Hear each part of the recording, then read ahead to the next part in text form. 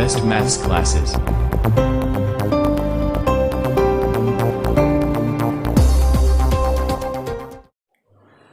Hello guys, मैं राजेंद्र जांगीड़ हाजिर हूँ फिर से एक नया वीडियो लेकर। आज हम जिस टॉपिक पर चर्चा करेंगे उस टॉपिक का नाम है inverse circular function.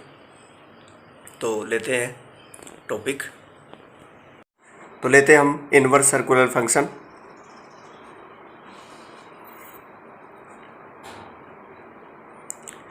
Inverse circular functions. Dear student, ये जो यूनिट है ये 4 अंक की है। इस प्रकार से इसमें प्रश्न आएंगे।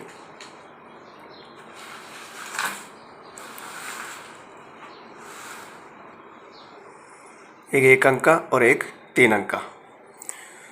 देखिए इसमें फंक्शन नाम आ रहा है, तो सबसे पहले हमने 11th क्लास में पढ़ा है फंक्शन, वो बता देता हूँ ताकि अच्छी तरह क्लियर हो जाए और बिल्कुल क्लियरली इसे पढ़ेंगे। एक ऐसा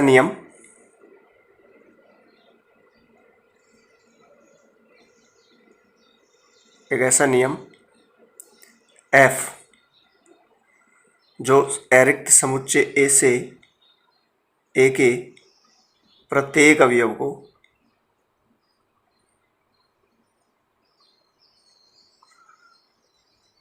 एक अरिक्त समुच्चय बी के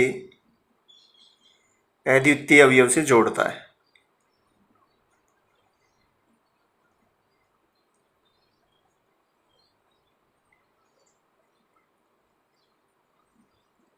और जोड़कर क्रमित युग्म बनाता है। इस प्रकार का उसे हम, ऐसे नियम को हम फलन कहते हैं। चलो एक एग्जाम्पल से इसको अच्छी तरह क्लियर कर लेते हैं। मान लेते हैं एक सेट ए है, -1 0 1 2 3। ये सेट ए हो गया। एक सेट बी ले लेते हैं। सेट बी मान लो 0 1 2 3 4 और 9। ठीक है, 2 सेट हो गए ए एंड बी। अब हम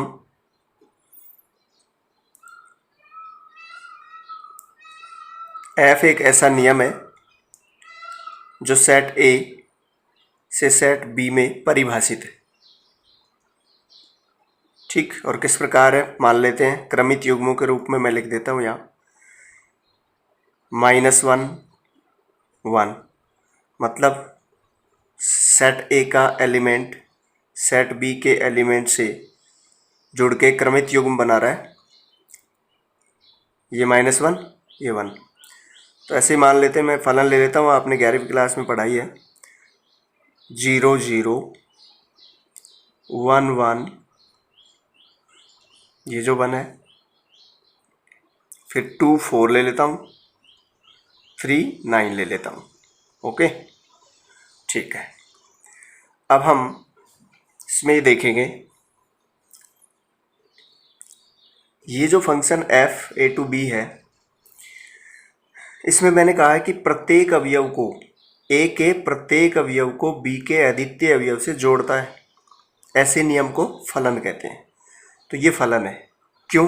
क्योंकि देखिए सेट a का प्रत्येक अवयव -1 आ गया, -1 0 ये 0 है, ये 1 ये 1 है, 2 ये 2 है, ये 3 ये 3 है। अच्छा, इसको सरल शब्दों में हम कहें कि प्रत्येक अवयव अद्वितीय अवयव से जोड़ता है। ठीक है, तो इसको ये हम कह सकते हैं कि सेट ए का जो प्रत्येक अवयव है वो एक एक बार आना चाहिए यदि फलन को हम क्रमित युग्मों के समुच्चय के रूप में लिख रहे हैं। तो सेट ए का प्रत्येक अवयव एक एक बार आना चाहिए। तो -1 आ गया, 0 आ गया, 1 2 3, प्रत्येक अवयव एक एक बार आ गया। ऐसे ही नियम को या ऐसे ही रिलेशन को हम फंक्शन कहते हैं। ओके, अब इसमें कुछ एक बातें और बता देता हूँ मैं, जो हमने 11वीं क्लास में पढ़ी हैं। जैसे ये -1 और जोड़ता है इसका ये 1, -1 और 1 जुड़ के क्रमिक युग्म बना रहा है। ये फंक्शन f का अवयव है, एलिमेंट है। तो हम इसमें ये कह सकते हैं कि -1 का प्रतिबिंब 1 है, 0 का प्रतिबिंब 0 है, ओके, 1 का 1 है, 2 का 4 है, 3 का 9 है। ये प्रतिबिंब हो गए। तो हम ऐसे कह सकते हैं 2 का f इमेज इक्वल टू 4, ये 2 है, इसका f इमेज 4 है, f प्रतिबिंब 4। या हम इसको ऐसे भी लिख सकते हैं 2 पर फलन f की वैल्यू 4 है, f2 इक्वल टू 4, ठीक है। ऐसे ही हम लिख सकते हैं f3 इक्वल टू 9। तो हम देख सकते हैं कि ये जो एलिमेंट है ये सेट ए का एलिमेंट है और ये f नियम से जुड़ के सेट b का जो एलिमेंट है उसके साथ जुड़ता है और क्रमिक युग्म बनाता है। a का एलिमेंट 2 है और ये b के एलिमेंट 4 से जुड़ गया है। किस नियम द्वारा? f नियम द्वारा। तो हम इसको ऐसे तो लिखते ही हैं, वैसे भी लिखते हैं और बोलते हैं 2 का f प्रतिबिंब 4 है, ओके, ठीक है। तो अब इसमें एक बात और समझ लो कि ये जो एलिमेंट है किस नियम द्वारा जुड़ रहे हैं। तो हम a का कोई भी एलिमेंट ले लेते हैं, मान लेते हैं a का एलिमेंट x है और ये f नियम द्वारा जुड़ेगा तो b का जो एलिमेंट आएगा वो x² आएगा। तो ये ऐसे फंक्शन बन गया ये, ठीक है। तो ये फंक्शन बन गया। अब इसमें कुछ एक बातें हैं, जैसे मान लो f का हमें डोमेन देखना है, f का डोमेन। तो हम जानते हैं f का डोमेन, f यदि क्रमिक युग्मों के समुच्चय के रूप में लिखा हुआ है तो इसके प्रथम घटकों का जो समुच्चय है उसे ही डोमेन कहते हैं और वो प्रत्येक अवयव समुच्चय A का आएगा, इसलिए कंप्लीट समुच्चय A सेट A हो गया। तो फलन है तो फलन का डोमेन ये होता है, ये सेट। यदि A टू B में परिभाषित है तो सेट A को हम इसका डोमेन कहेंगे। फिर f का कोडोमेन ये होता है, नेक्स्ट जो सेट होता है उसे कोडोमेन कहते हैं। फिर है f का रेंज देखिए f का रेंज क्या होता है, फलन का रेंज होता है यदि फलन f को हमने क्रमिक युग्मों के समुच्चय के रूप में लिखा है तो यहाँ जो द्वितीय घटक आ रहे हैं 1 0 1 4 9, ये क्या है, इनका समुच्चय ही रेंज है। तो समुच्चय हो गया 0 1 फिर है 4 फिर है 9, ओके। तो हम देख सकते हैं कि रेंज जो है वो सेट B के एलिमेंट्स से ही आया है। जरूरी नहीं है कि समुच्चय B का प्रत्येक अवयव रेंज में आए। हाँ, F के नियमों द्वारा A के जो अवयव हैं वो F नियम द्वारा B के अवयवों से जुड़ रहे हैं तो जुड़ने वाले अवयवों को ही कहेंगे। या हम ये भी कह सकते हैं कि सेट A के एलिमेंट के जो इमेज हैं, इमेज का जो सेट है, प्रतिबिंबों का जो समुच्चय है उसे ही हम रेंज कहते हैं। या हम ऐसे भी कह सकते हैं कि समुच्चय A के अवयवों पर फलन f के जितने भी मान आ रहे हैं, जैसे -1 पर फलन का मान 1 है, 0 पर 0 है, 1 पर 1 है, 2 पर फलन का मान 4 है, 3 पर फलन की वैल्यू 9 है। तो ये जो मान है उन मानों के समुच्चय को रेंज कहते हैं। तो हम कई प्रकार से देख सकते हैं और ये भी हम कह सकते हैं कि रेंज जो होता है, रेंज वो सबसेट है B का, ठीक। तो ये था फंक्शन। अब हम इसमें कुछ ये देख लेते हैं कि फंक्शन की जो क्लासिफिकेशन है, वर्गीकरण जो होता है इसका, वो कैसे कैसे होता है। देखिए डियर स्टूडेंट्स, यदि ये फलन है तो फलन के नाम से आपके माइंड में ये क्लिक हो जाना चाहिए कि फलन है तो समुच्चय ए का प्रत्येक अवयव एक एक बार आएगा यदि हम इसे क्रमित युग्मों के समुच्चय के रूप में लिखते हैं तो फलन को, तो ये एक एक बार आएगा, प्रत्येक अवयव एक एक बार आएगा। ये फलन के नाम से ही फिक्स हो जाना चाहिए आपके माइंड में। ओके, अब हम लेते हैं क्लासिफिकेशन के लिए सेट बी के अवयवों पर ध्यान देते हैं, क्योंकि फलन में सेट बी के अवयव किसी भी प्रकार आ सकते हैं, कोई बंदिश नहीं है, कोई रोक नहीं है, कोई रुकावट नहीं है, फुल दादागिरी है इनकी, ये कैसे भी आ सकते हैं। ओके, तो सेट बी के अवयवों पर हम ध्यान दें तो फिर क्लासिफिकेशन हमें मिलेंगे, वर्गीकरण हमें फलन का मिलेगा। तो सबसे पहले सेट बी का जो अवयव है, कोई भी अवयव एक बार से ज़्यादा बार नहीं आना चाहिए। तो आप देख सकते हैं, तो उसे 1 1 फंक्शन कहते हैं। 1 1 क्या कहेंगे उसे? 1 1। कब? जब सेट बी का कोई भी अवयव 2 बार या 2 से अधिक बार नहीं आना चाहिए, अर्थात जितने भी अवयव आ रहे हैं वो एक एक बार आने चाहिए। तो हम देख सकते हैं ये जो सेट है इसमें 1 2 बार आ चुका है, ठीक है, इसलिए 1 1 नहीं है, तो क्या है? ये मैनी 1 है, मैनी 1 फंक्शन है। 1 1 एक ही होता है, मैनी 1 बहु एक ही होता है, ठीक है। 1 1 या फिर इंजेक्टिव भी बोलते हैं इसे, इंजेक्टिव फंक्शन। तो ये कब होगा? सेट बी का कोई भी अवयव एक बार से अधिक बार नहीं आना चाहिए, तो उसे 1 1 कहते हैं। तो ये कैसा है? ये मैनी 1 है, बहु एक ही फलन है, ये वाला, ठीक। फिर है आच्छादक, आच्छादक या ऑन टू फंक्शन। किसे कहेंगे? देखिए, यदि सेट बी का प्रत्येक अवयव एफ के क्रमित युग्मों में शामिल है, मतलब सेट बी का एक भी अवयव एफ में छूटना नहीं चाहिए, एफ में से। तो आप देख सकते हैं 0 आ गया, बिल्कुल 0 आ गया, 1 आ गया, बिल्कुल 1 आ गया, ये 1 2 बार आ गया, वो कोई दिक्कत नहीं। फिर 4 आ गया, 4, 9 9, क्या नहीं आया? 2 नहीं आया और 3 नहीं आया। यदि फलन में से b का एक भी एलिमेंट छूट जाता है, क्रमित युग्मों के समुच्चय के रूप में लिखें तो एक भी एलिमेंट छूट गया तो वो आच्छादक नहीं है, तो वो क्या है? अंतैक्षेपी है, वो फंक्शन कहलाएगा अंतैक्षेपी, इनटू फंक्शन, ठीक। अब हम ये पढ़ने के बाद ये देखेंगे, चलो एक एग्जाम्पल और ले लेते हैं, एक एग्जाम्पल और लेते हैं। Set A equal to, set A ले लेते हैं, मान लेते हैं सेट ए है, कुछ भी मान लो, जैसे मान लो सेट ए मैं ले लेता हूँ 0 1 2 3, ठीक है, ये सेट ए है।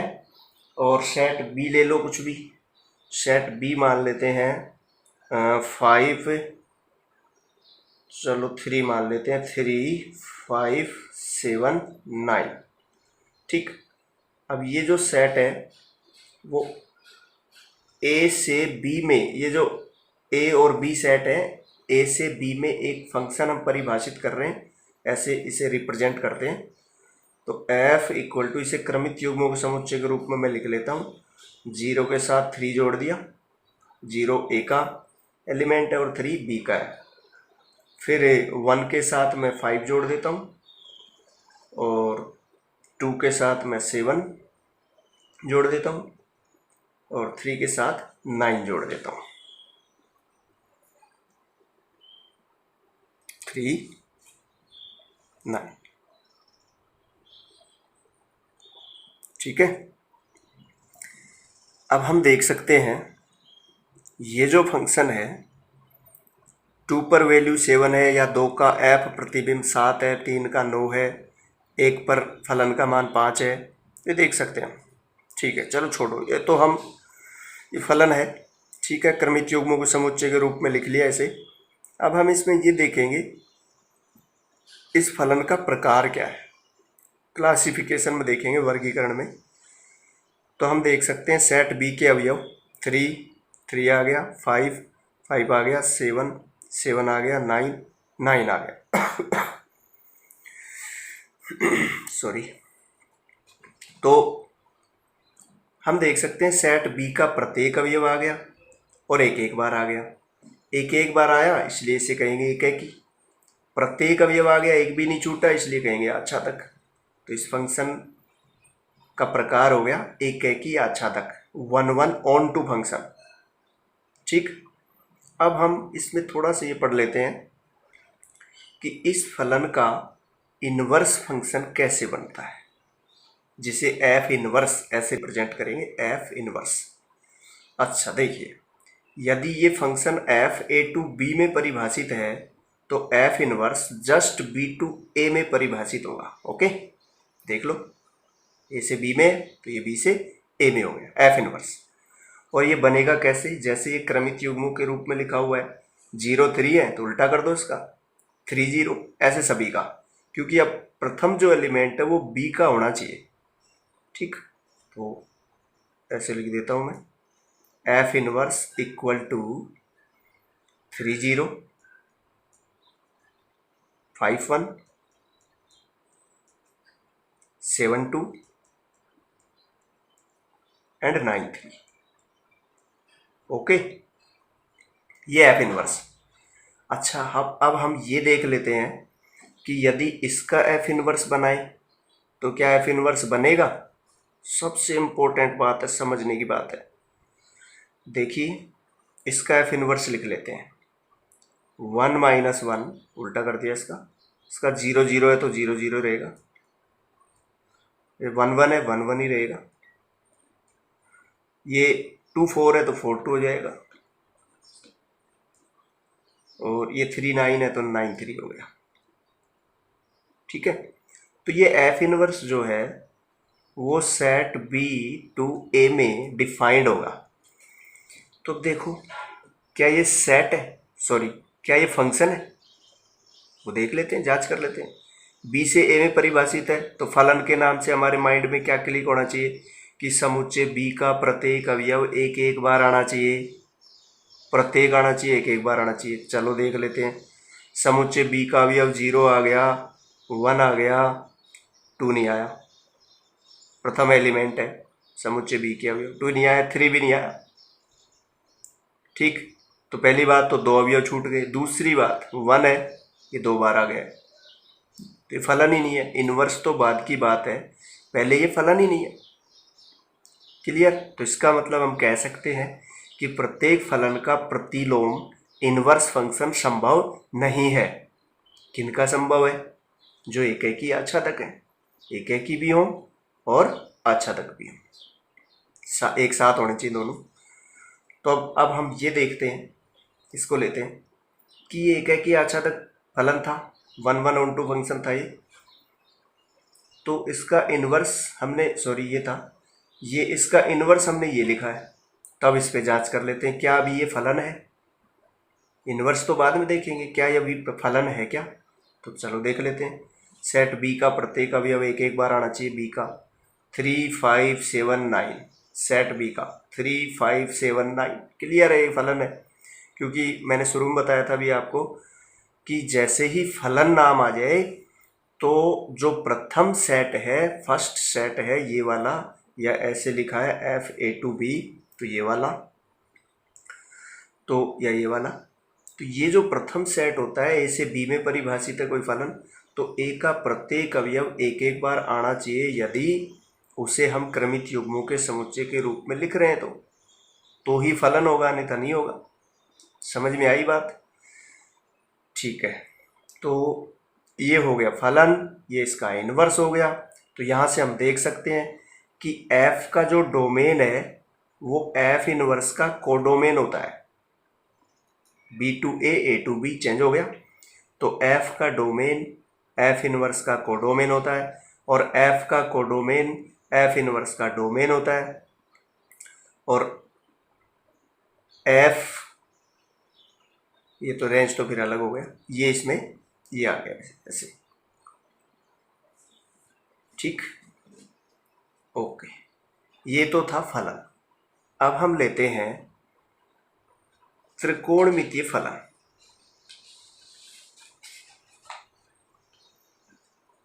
सेकंड जो टॉपिक है वो है त्रिकोणमितीय फलन।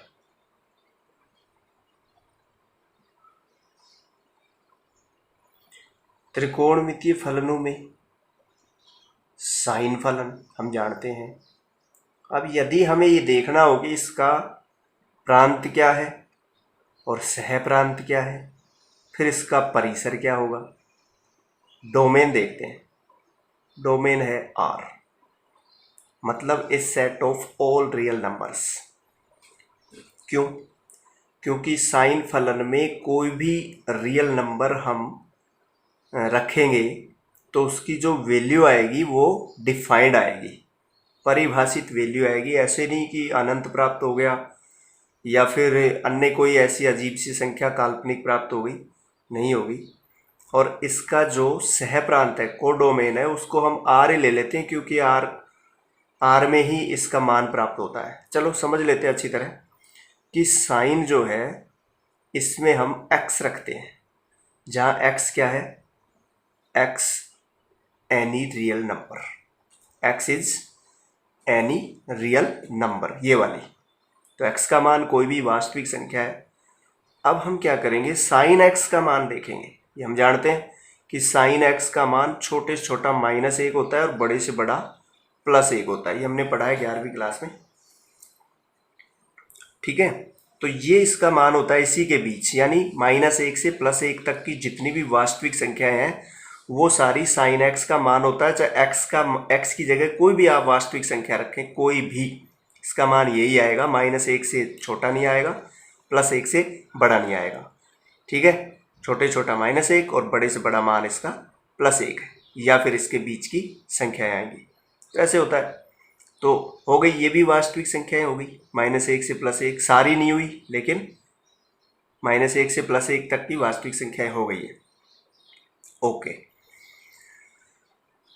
तो अब हम ये देखते हैं कि यदि इस फलन का इन्वर्स हमें बनाना है, इन्वर्स, तो इसका इन्वर्स कब बनेगा, जब ये एकेकी आच्छादक फलन होगा। क्या एकेकी आच्छादक है? फलन तो है, क्योंकि सभी वास्तविक संख्या एक एक बार इस साइन फलन में रखी जाएंगी और इसका मान -1 से +1 के बीच आता जाएगा, ठीक है। तो क्या ये एकेकी आच्छादक है? चलो जांच कर लेते हैं। मैं ले लेता हूँ साइन एक वास्तविक संख्या पाई, इसकी वैल्यू होती है 0। यदि हम इसे, जैसे अभी बताया था ना आपको, f2 = 4, या फिर लिखते हैं 2 4, ये क्या है, बिलोंग्स टू f, फलन f का ये एलिमेंट था क्रमिक युग्मों के रूप में, ठीक। तो ऐसे ही देखिए, अब ये फलन था, फलन का मतलब ये कोई भी फलन है। अब हम फलन ले रहे हैं साइन फलन। तो ये जो साइन फंक्शन है इसमें हमने क्या रखा, x की जगह पाई रखा, इसकी वैल्यू क्या आई, 0 आई। तो इसे और कैसे लिख सकते हैं हम, पाई 0, ठीक। ऐसे ही मैं ले लेता हूँ साइन 2 पाई, मान जानते हैं हम पहले से 0 होता है, तो 2 पाई 0। तो अब आप देखिए सेकंड एलिमेंट 0 है ना, वो 2 बार आ गया है। तो अभी हमने क्लासिफिकेशन में देखा था कि फलन यदि क्रमित युग्मों के समुच्चय के रूप में लिखा गया है तो उसका जो सेकंड एलिमेंट है, क्रमित युग्मों का जो सेकंड घटक है, कंपोनेंट है, वो एक बार से ज़्यादा बार नहीं आना चाहिए। और आता है तो वो एक ही नहीं है, तो ये एक ही नहीं है। अब जब एक ही नहीं है तो इसका इन्वर्स संभव नहीं है, ठीक है। तो अब हम क्या करेंगे, ये जो सेट है कोडोमेन, ये सह प्रांत जो है इसका, उसको हम इस प्रकार छोटा करेंगे, इस प्रकार चेंज करेंगे कि ये साइन फलन एकेकी आच्छादक दोनों हो जाए, एकेकी भी हो जाए और आच्छादक भी हो जाए। तो हम इसकी जगह ये ले लेते हैं। देखिए कैसे, साइन जो फलन है उसको हम आर में लेते हैं और ये प्रांत हो गया इसका, और ये इसका सह प्रांत हो गया। अब हम देख सकते हैं कि ये जो इसमें जो सारी वास्तविक संख्या हम रखेंगे तो मान -1 से +1 के बीच, यानी सारी की सारी ये जो सहप्रांत के मान हैं, सहप्रांत की जो एलिमेंट है वो सारे प्राप्त हो जाएंगे। तो अच्छा तक हो गया।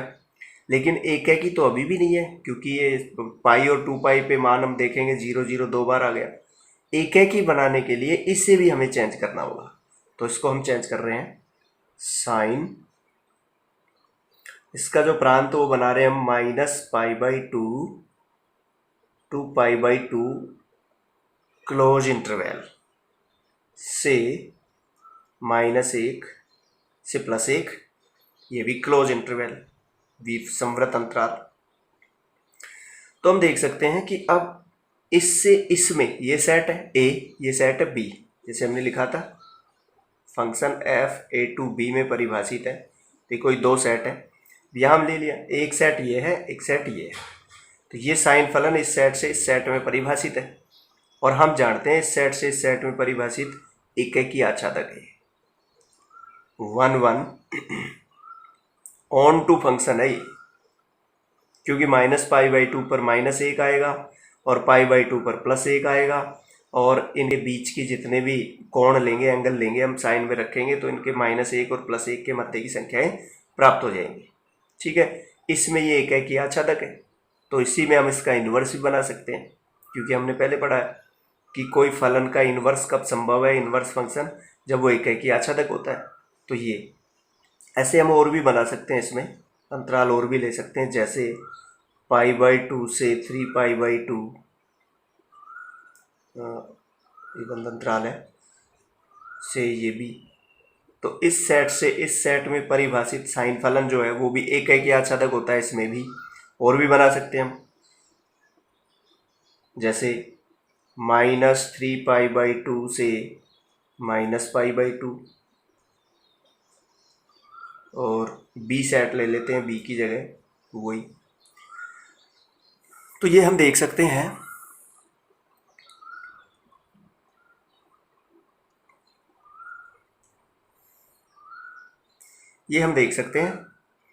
कि ये बहुत सारे ये छोटे छोटे अंतराल ले रहे हैं वास्तविक संख्याओं के समुच्चय के बंद अंतराल, इन सभी में, और ये इसका कोडोमेन है, सभी में ये साइन फलन एकेकी आच्छादक है, तो इन सभी में हम इसका इन्वर्स भी लिख सकते हैं। ओके, तो अब हम क्या करेंगे, इन सभी में इन्वर्स लिख सकते हैं, इन सभी में इन्वर्स साइन फलन का इन्वर्स ज्ञात कर सकते हैं। तो हम ये लिखेंगे साइन इन्वर्स कैसे परिभाषित होगा, ऐसे होगा, उल्टा हो जाएगा ये।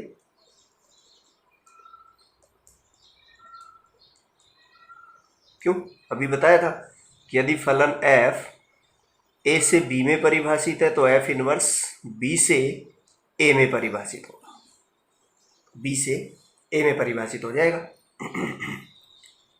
ठीक, ओके। तो ऐसे सारे हम सभी का इन्वर्स ले सकते हैं। साइन इन्वर्स ये जो है इस इधर हो जाएगा, ये इधर आ जाएगा, ऐसे इससे इसमें परिभाषित होगा ये।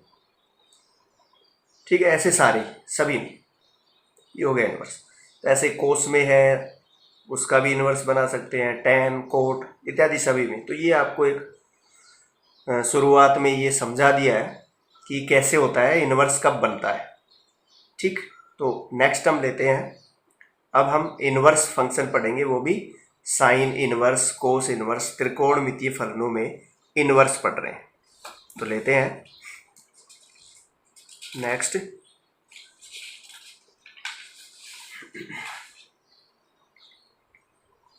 इन्वर्स।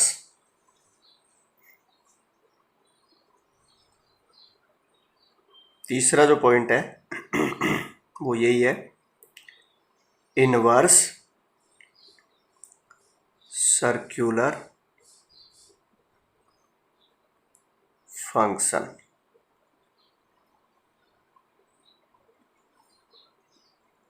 देखिए, इसमें जो ज़रूरी बात है वो ये है कि मैं आपको एक बार में याद करवा देता हूँ। यहाँ तो इन्वर्स फंक्शन, वो भी सर्कुलर, यहाँ मैं लिख लेता हूँ इसका डोमेन, इधर मैं लिख लेता हूँ इसका रेंज या कोडोमेन, एक ही बात है, क्योंकि एक एक ही आच्छादक है तो रेंज और कोडोमेन एक ही होता है। और दूसरा इसे प्रिंसिपल वैल्यू ब्रांच भी कहते हैं, मुख्य मान शाखा। ठीक है, रेंज में बहुत सारे हमने अभी लिए थे, मैं एक बार दिखा देता हूँ आपको वापस। ये हमने लिया था, सॉरी, ये हमने लिया था। देखिए इसमें ये सारे बहुत सारे अंतराल आ रहे हैं। ठीक है, तो इसमें भी एक एक ही आच्छादक होता है, इसमें भी एक एक ही आच्छादक होता है, इसमें भी और भी बहुत सारी ब्रांचेज हैं। इसमें प्रिंसिपल ब्रांच कौन सी है? प्रिंसिपल ब्रांच ये है।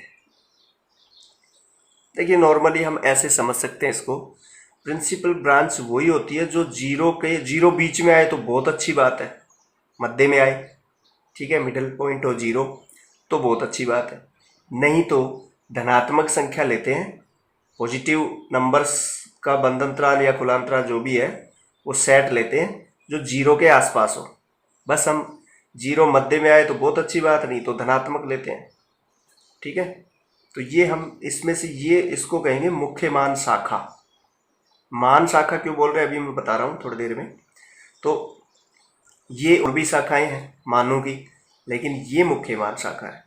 ठीक है, ओके, इसलिए यहां लिख दिया मुख्य मान शाखा। अब मैं लेता हूं पहले साइन इनवर्स। डोमेन क्या हो गया इसका? डोमेन हो गया, अभी हमने देखा था -1 से +1, अर्थात -1 से +1 के मध्य की संख्याएं साइन इनवर्स में रखी जाएंगी। मान जो आएगा इसका मुख्य मान यदि बात करें तो वो आएगा -π/2 से +π/2 में। देख ले अच्छी तरह। ठीक है, ये मुख्य मान है क्योंकि इसी में ये परिभाषित है, एक एक ही आच्छादक है और ये मुख्य मान है। और भी बहुत सारी ब्रांच होती है वो हम व्यापक मान में लेंगे। दूसरा लेते हैं कोस इनवर्स। देखिए थोड़ा सा मैं बता देता हूँ, कोस जो फलन है वो भी कुछ भी मान लो, जैसे एक शाखा ले लेते हैं 0 से π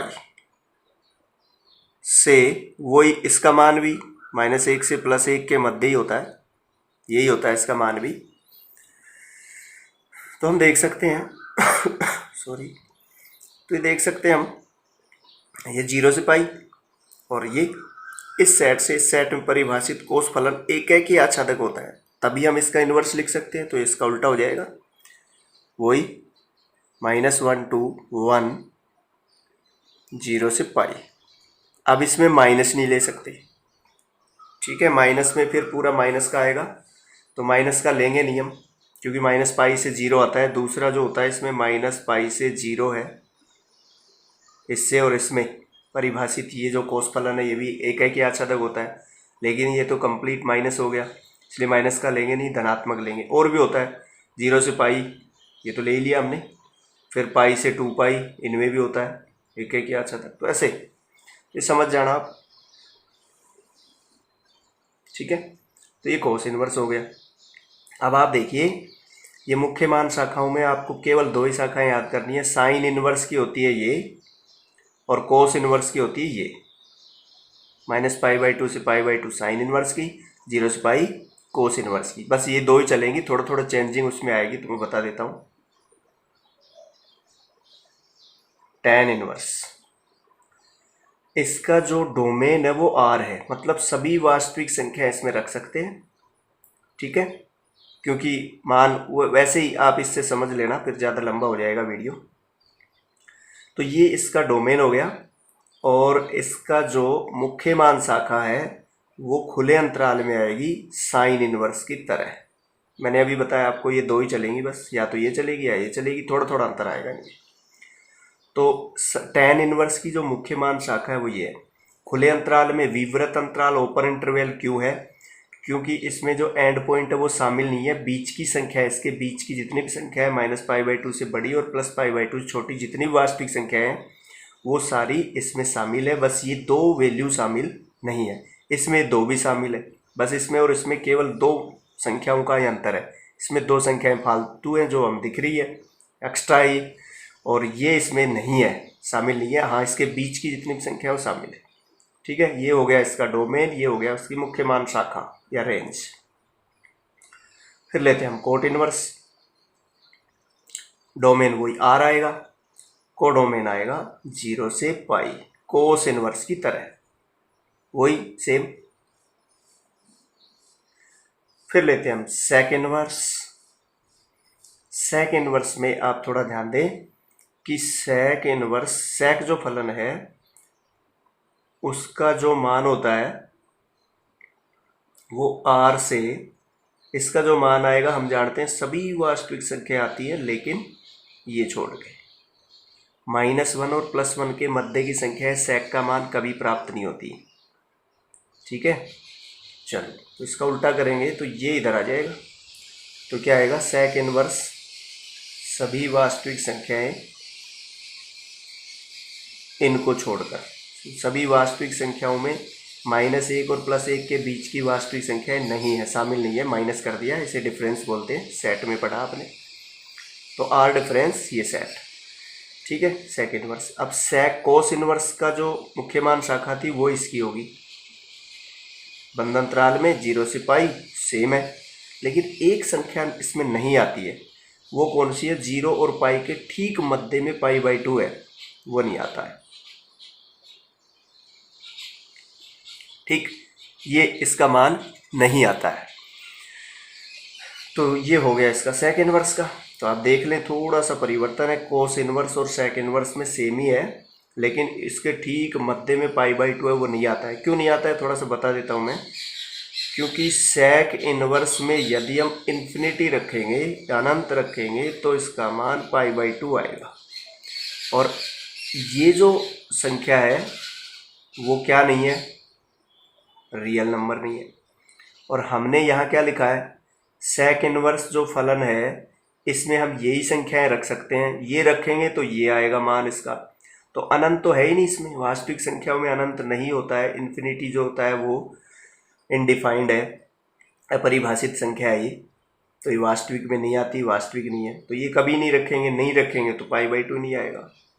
ठीक है, तो इसलिए π/2 नहीं आता है, इसमें से माइनस कर दिया। चलो कोई नहीं, ये तो अपने आप ही है, इसमें यही रखे जाएंगे, क्वेश्चन में जब दिया हुआ आएगा तो इन्हीं में से आएगा। ओके, लास्ट है कोसेक इनवर्स। इसका वही होता है प्रांत, तो ये प्रांत है, और साइन इनवर्स का जो मुख्य मान शाखा है वही कोसेक इनवर्स की होती है। क्लोज्ड इंटरवल π/2 -π/2 to π/2, लेकिन इसमें भी एक संख्या नहीं आती है, वो ठीक इसके मध्य में, और मध्य में 0 है, वो नहीं आएगा। क्यों नहीं आएगा, सेम वही, कोसेक इनवर्स इन्फिनिटी पर इसका मान 0 होता है। ठीक है, और इन्फिनिटी इसमें, ये इसमें शामिल है ही नहीं, तो ये नहीं रखा जाएगा इसमें। ये तो इसको अच्छी तरह याद कर लें। बस इसमें क्या है, -π/2 से π/2, 0 से पाई, -π/2 से π/2, 0 से पाई, 0 से पाई π/2 को छोड़कर, और -π/2 से π/2 0 को छोड़कर। इसमें बंद अंतराल है, इसमें खुला अंतराल है, इसमें बंद अंतराल 0 छोड़ के, इसमें बंद अंतराल है, इसमें खुला अंतराल है, इसमें बंद अंतराल π/2 को छोड़कर। ये मुख्य मान शाखा है। ठीक है, समझ में आया होगा। एक एग्जाम्पल से इसको और समझ लेते हैं कि मुख्य मान कैसे प्राप्त करते हैं। जैसे मान लो हमें मुख्य मान प्राप्त करना है सेक इनवर्स का, और मान ले लेते हैं 1/√2, इसका मान हमें देखना है। सॉरी ये नहीं आएगा, सेक इनवर्स √2 ये हम ले लेते हैं। ठीक है, क्योंकि हमें पता है ये संख्या, ये वास्तविक संख्या सेक इनवर्स में रखी जाएंगी, तो 1/√2 तो इनके मध्य की संख्या आ गई थी, तो ये हम इसमें रखेंगे। तो सेक इनवर्स √2 सारणी हमने पढ़ी है, उस सारणी से डायरेक्ट इसका मान देखना है, और यदि इसका मान मुख्य मान हमें लिखना है तो मुख्य मान हमें पता है यहाँ आएगा 0 से पाई के मध्य की संख्या। तो sec इनवर्स √2 का जो मुख्य मान है वो होता है, हम जानते हैं sec π/4 का मान √2 होता है। ठीक है, तो sec इनवर्स √2 का मान π/4 आ जाएगा। ये डायरेक्ट आपको सारणी से देखना है। कैसे देखना है? sec की सारणी जो होती है उसमें √2 कितने रेडियन कोण पे है या डिग्री कोण पे, वही आपको इसका मान लिखना है। ठीक है, ऐसे ये इसका मुख्य मान हो गया।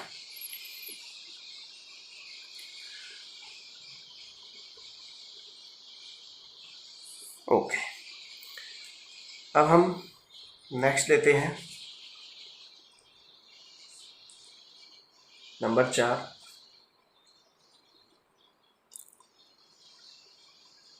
कि कोई फंक्शन है, हमने अभी ये देखा था कि f2 = 4, ये देखा था। तो इस पर मान ये 2 पर फलन का मान 4 है, तो हम इसको ऐसे लिखेंगे 2 = f इनवर्स 4। 2 = f inverse 4। ये 2 है, f इधर आएगा तो इनवर्स बनेगा। ठीक, तो अब ये हो गया f इनवर्स, यानी इनवर्स फलन में 4 पर मान 2 है। पहले 2 पर फलन f का मान 4 था, अब उल्टा हो गया, 4 पर मान 2 हो गया इनवर्स में, क्योंकि हम जानते हैं यदि 2 4 f का एलिमेंट है तो 4 2 f इनवर्स का होगा, पलट जाएगा उल्टा। वैसे भी f यदि a to b डिफाइंड है तो f inverse b to a defined होगा कि नहीं? क्लियर? तो ऐसे कोई भी फंक्शन है वो हम ऐसे लिखते हैं। अब मान लो हमें ये लिखना है साइन, और इस पर x पर वैल्यू मान लेते हैं इसकी y है, जो हमने पहले पढ़ा है 11वीं क्लास में, 10वीं में पढ़ा है। साइन x = y, तो x = क्या आएगा? सेम इसी की तरह साइन क्या है? एक फंक्शन है, ये इधर आके क्या हो जाएगा? इनवर्स बन जाएगा y। ऐसे सभी के लिए, tan इनवर्स हो, कोट इनवर्स हो, सभी के लिए ऐसे ही होता है। ये इसका उल्टा ऐसे हो गया। तो ये ध्यान देना है आपको, जब ये साइन है y की तरफ लेंगे तो इनवर्स बन जाएगा। तो x = हो गया साइन इनवर्स y। समझने की बात, इसमें x क्या है? एक एंगल है, ठीक है, और साइन x हम जानते हैं एक संख्या होती है, तो y संख्या है। तो अब यहाँ क्या है? y एक संख्या है, आप देख सकते हैं ये संख्याएं हैं y, ये इनवर्स में रखी जाती है संख्याएं, और इसका जो मान आता है वो एंगल। तो ये एंगल है, पहले भी एंगल ही था, अभी भी वैसे। तो यहाँ मैंने क्या रखा? संख्या, मान क्या आया? एंगल। ओके, तो ये हमने इसका मान है, ये मान की शाखाएं हैं और मुख्य मान की शाखाएं हो गई। शाखाएं और भी होती है, लेकिन ये मुख्य मान की शाखाएं हैं। 2 याद करनी है, -π/2 से +π/2 और 0 से π, सभी की थोड़ा थोड़ा चेंजिंग है। ठीक है, समझ में आया होगा? चलो नेक्स्ट लेते हैं।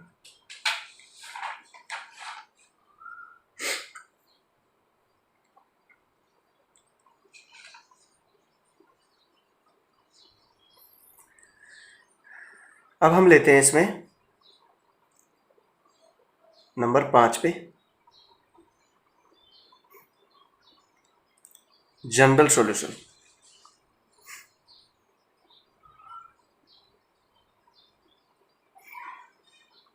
जनरल वैल्यू, व्यापक मान।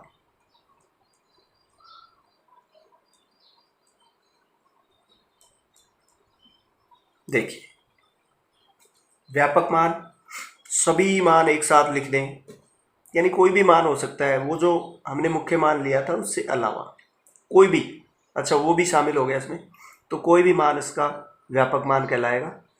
तो मैं ऐसे बता देता हूँ आपको, जैसे मान लो साइन इनवर्स x है, ठीक, ये क्या है? ये मुख्य मान लेते हैं, साइन इनवर्स x एक मुख्य मान है, और हमें इसका लिखना है जनरल वैल्यू। कैसे हम लिखेंगे? देखिए, अच्छा, हम इसे ये एस जो है, एस कई बुक में ऐसे भी एस को कैपिटल लेटर में लिख लिया ऐसे, तो इसका मतलब ही हुआ कि इसका व्यापक मान आपको लिखना है। ठीक है, व्यापक मान कहे तो ही लिखना है, अन्यथा आप मुख्य मान ही लिखें या फिर ऐसे कैपिटल लेटर दे दें। और आपकी बुक में नहीं है, RBSC की भी नहीं है और NCERT की उसमें भी नहीं है। तो साइन इनवर्स का व्यापक मान होता है n pi plus -1/n into sine inverse x। और ये आप समझ ही गए होंगे, ये पहले बता दिया, साइन इनवर्स x यहाँ भी आ रहा है। ये एक मुख्य मान है और मुख्य मान इसका हम जानते हैं -π/2 से +π/2 में होता है। इसमें कोई भी एक संख्या इसका मान आएगी वो यहाँ लिखना है, उसको -1/n से मल्टीप्लाई करना है और n पाई में जोड़ देना है। तो ये क्या बन गया, n का मान जैसे जैसे हम चेंज करेंगे तो सारी वैल्यूज हमें प्राप्त हो जाएंगी, जिसे जनरल वैल्यूज कहते हैं। ठीक है, ये व्यापक मान आ गया। ऐसे ऐसे कोसेक इनवर्स का भी सेम ही आएगा, बस यहाँ कोसेक इनवर्स लिख देंगे। दूसरा लेते हैं कोस इनवर्स x का व्यापक मान, तो वो आएगा 2n pi plus minus cos inverse x। ऐसे ही सेक इनवर्स का, बस यहाँ सेक इनवर्स आ जाएगा। tan इनवर्स x का व्यापक मान होगा n pi plus tan inverse x। ये व्यापक मान है, 11वीं क्लास में भी सेम ही इसी प्रकार के ये थे, तो ज़्यादा कुछ हमें याद नहीं करना पड़ेगा। बस ये यहाँ पहले एंगल था, अब ये साइन इनवर्स x भी एक एंगल होता है, tan inverse s cos inverse x ये भी एंगल ही होता है, वही लिखा हमने, बस उसकी जगह थोड़ा चेंजिंग है वो देख लेना। ये ऐसे हो गया। ठीक है, तो ये इसका व्यापक मान। अब एक लास्ट और ले लेते हैं, फिर इसको एंड करते हैं इसका, क्योंकि वीडियो फिर काफ़ी लंबा हो जाएगा, देखने में भी दिक्कत आएगी, अपलोड होने में भी दिक्कत आएगी, क्योंकि इतना अपने पास साधन नहीं है। अभी बस लॉकडाउन के दौरान थोड़ा जुगाड़ ही चला रहे।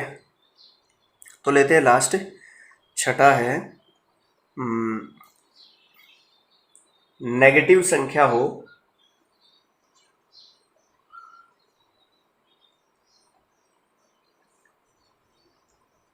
ऋणात्मक संख्याओं के लिए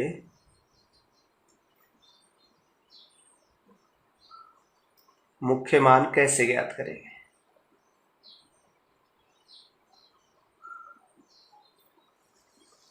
देखिए, मान लेते हैं साइन इनवर्स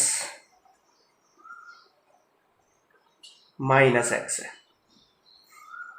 ठीक है, जहाँ x एक पॉजिटिव नंबर है और इनवर्स में ये -1 से +1 के बीच की आती है, पहले से सीख लिया हमने, और ये लगा हुआ है नेगेटिव साइन, तो इसका मतलब ये नेगेटिव हो गया। पॉजिटिव के लिए क्या होता है, पॉजिटिव के लिए हम सीधा इस सारणी में देखेंगे, वहाँ से हमें 0 से 90 के बीच की जो सारणी है उसमें मान हमें डायरेक्ट मिल जाएगा, वो पॉजिटिव के लिए होता है। ठीक है, ये मैं बात कर रहा हूँ यहाँ केवल नेगेटिव संख्या आए, जैसे मैं इधर लिख देता हूँ साइन इनवर्स -1, इसके लिए ये -1। अच्छा, साइन इनवर्स 1 हो तो हमें पता है इसका मान π/2 होता है, क्योंकि साइन π/2 का मान 1, साइन इनवर्स 1 का मान π/2। ये तो हम सीधा सारणी से, यहाँ पॉजिटिव संख्या हो यहाँ पे तो कोई दिक्कत नहीं है, हम सीधा ही सारणी से मान लिख सकते हैं। लेकिन जब नेगेटिव संख्या हो तो थोड़ा सा आपको ये ध्यान रखना है कि मुख्य मान शाखा जिन जिन की ये है माइनस से प्लस, ठीक, तो उसका मान माइनस में आएगा, और जिनकी मुख्य मान शाखा ये है 0 से पाई, खुला अंतराल, बंद अंतराल, वो सारे आ गए। ठीक है, तो ये है तो माइनस का आ जाएगा, और ये है तो माइनस का है ही नहीं, इसमें 0 से पाई है मुख्य मान, तो 0 या उससे बड़ी संख्या आएगी, धनात्मक आएगी। तो उसके लिए क्या करेंगे अभी बता रहा हूँ मैं। तो पहले साइन इनवर्स, यहाँ देखिए साइन इनवर्स है, तो आप तुरंत याद कीजिए कि पहले वो याद कर ले अच्छी तरह, तो तुरंत याद कीजिए कि इसकी मुख्य मान शाखा जो है -π/2 से +π/2 है, अर्थात माइनस का भी इसका मान मुख्य मान में आता है। तो ये जो माइनस साइन है यहाँ पीछे आ जाएगा, ठीक, अब यहाँ हो गई पॉजिटिव नंबर, ये पॉजिटिव नंबर है। अब इसका क्या करेंगे हम, इसका मान सीधा ही देख लेंगे। जैसे मान लो x की जगह कोई भी संख्या होती, एग्जांपल ले लेता हूँ मैं, साइन इनवर्स माइनस 1/√2 ये है। तो हम क्या करेंगे, माइनस पीछे ले लेंगे, साइन इनवर्स 1/√2।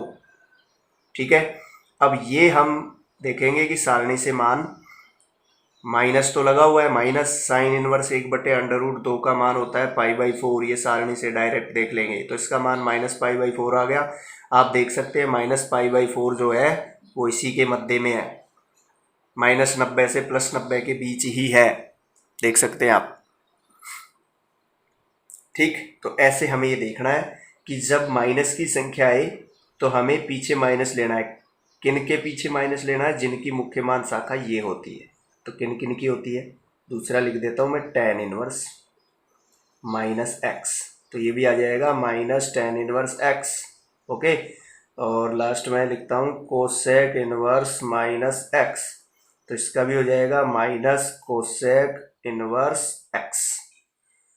ठीक, ओके, ये तो हो गया जिनकी मुख्य मान शाखा -π/2 से +π/2 थी। ठीक, अब जिनकी मुख्य मान शाखा 0 से पाई है उसका क्या होगा, देखिए देता हूं मैं, कोस इनवर्स -x। अब देखिए, जैसे एक एग्जांपल ले लेते हैं, कोस इनवर्स माइनस कुछ भी ले लो, -1/2 ये ले लेते हैं। तो अब ऐसे तो हम लिख नहीं सकते कि माइनस पीछे ले लिया तो माइनस, फिर लिख लिया कोस इनवर्स 1/2, तो ये आ गया माइनस, तो ये माइनस है। और कोस इनवर्स 1/2 का मान हम जानते हैं π/3 होता है। ठीक है, सारणी से हम देख लेंगे। ओके, तो ये आ गया -π/3। क्या ये इसका मुख्य मान है? बिल्कुल नहीं है, क्योंकि मुख्य मान तो 0 से पाई के बीच होता है, तो मुख्य मान है ही नहीं, तो व्यापक मान में आ गया। तो ये मुख्य मान नहीं है, तो मुख्य मान क्या होगा, 0 से पाई, अर्थात नेगेटिव तो होगा ही नहीं। तो हम क्या करेंगे, 0 से π/2 तो होता है फर्स्ट क्वाड्रेंट, और π/2 से पाई होता है सेकंड क्वाड्रेंट। ओके, तो अब ये जो सेकंड क्वाड्रेंट है इसी में इसको हम बना देंगे, और हम जानते हैं सेकंड क्वाड्रेंट जो होता है 0 से π/2 फर्स्ट क्वाड्रेंट और π/2 से पाई सेकंड क्वाड्रेंट। तो पाई में से घटा के बनाएंगे, पाई में से इस π/3 को घटा देंगे, तो ऐसे ही बन जाएगा पाई माइनस π/3, सॉरी 3 है यहाँ, π/3 सॉल्व करेंगे तो ये आएगा 2π/3। अब इसको देखो, क्या ये 0 से 180 के बीच है? π/3 कितना होता है, 60 डिग्री, 2 से मल्टीप्लाई करेंगे तो 120 डिग्री, तो 0 से 180 के बीच ही है। ठीक है, तो ये मुख्य मान हो गया। अब ये मुख्य मान है इसका, तो ये समझ में आया होगा। तो अब हम क्या करेंगे, जिनकी मुख्य मान शाखा 0 से पाई है उसमें माइनस पीछे नहीं आएगा, क्या आएगा, pi minus cos inverse x। समझ में आई बात? पाई माइनस, इनमें तो सब में केवल माइनस माइनस माइनस, इसमें आएगा पाई माइनस। ऐसे ही मैं लिख लेता हूँ sec inverse -x equal to pi minus sec inverse x। और लास्ट है cot inverse -x equal to pi minus cot inverse x। ठीक, तो डियर स्टूडेंट्स, आज के वीडियो में इतना ही। मैं आपको आज क्वेश्चन वगैरह कुछ नहीं दे रहा हूँ, तो इसके क्वेश्चन जो हैं वो आप सॉल्व करें। अगले वीडियो में क्वेश्चन लेके आएंगे इसी से रिलेटेड, और कुछ अगला टॉपिक भी लेके आएंगे उसी में। ठीक है, तो देखते रहिए, मुस्कुराते रहिए, घर में रहिए, लॉकडाउन का पालन कीजिए, सरकार के नियमों का पालन कीजिए। मिलते हैं जल्दी ही अगले वीडियो में, तब तक के लिए नमस्कार।